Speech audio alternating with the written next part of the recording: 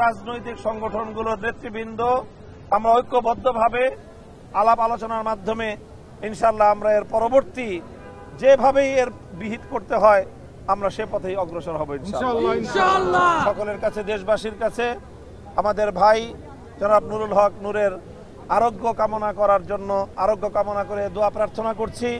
আল্লাহ যেন তাকে সুস্থতা দান করেন এবং বড় ধরনের কোনো ক্ষতি যেন তার না হয়ে যায়। আল্লাহ পাক রব্বুল আলামিন তাকে তাদের সকলের জন্য সুচিকিৎসার ব্যবস্থা করা হয়। আর ফ্যাসিবাদী আওয়ামী লীগ এবং তার দোসর জাতীয় পার্টিকে বাংলাদেশের রাজনীতিতে পুনর্বাসন করবার যারা দুঃস্বপ্ন দেখছে তাদেরকে আমরা পরিষ্কার বার্তা দিয়ে দিতে চাই, জুলাই বিপ্লবীরা বেঁচে থাকতে বাংলাদেশে আওয়ামী লীগও রাজনীতি করতে পারবে না এবং জাতীয় পার্টিরও বাংলাদেশে